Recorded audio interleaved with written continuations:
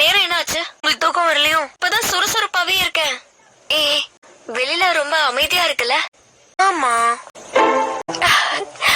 ஒருவேளை ஷோயோ அவர் சொன்னதை நான் கேட்டதால எனக்கு சுதந்திரம் கொடுத்திருக்காரோ என்னமோ. இப்பவே இங்க இருந்து தப்பிச்சிடலாம். இப்பவா? யாரு?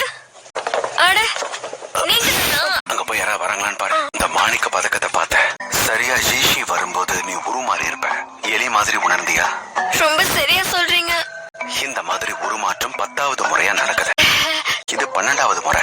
இன்னும் 12 முறை ஆயிடுச்சுன்னா உன்னை அதுக்கப்புறம் யாரும் காப்பாத்த முடியாது. பிறப்புகள் எதுக்காக வெளியில வந்துச்சு? அது ஏன் உடம்புக்குள்ள போச்சுன்னே தெரியலையே. மன்னரோட பெட்டிக்குள்ள இருந்துச்சு, நேரா வெளியில வந்து என் நெத்திக்குள்ள போயிடுச்சு. என்னுடைய ஆசிரியர் அதை பயன்படுத்தி தான் எதிர்காலத்தெல்லாம் கணிச்சு சொல்லிருக்காரு. சரி அத பத்திலாம் எதுக்கு பேசிக்கிட்ட? எப்ப என்ன கூட்டிட்டு போவீங்க? உன்னை கொலை பண்ண வெளியில முயற்சி நடந்தது. அதனால இந்த இடம் உனக்கு சரியா இருக்கும். இந்த இடத்துல நான் எப்படி பாதுகாப்பா இருக்க முடியும்? ஷோயோ வந்து என்ன ஏதாவது பண்ணிட்டானா? இல்ல அப்பெல்லாம் எதுவும் இல்ல.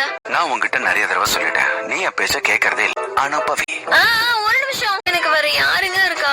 என்ன இங்க இருந்து வெளியே கூட்டிட்டு போக ஒரு வழி சொல்லுங்க. நேரம் வரும்போது எல்லாம் சரியா நடக்கும்.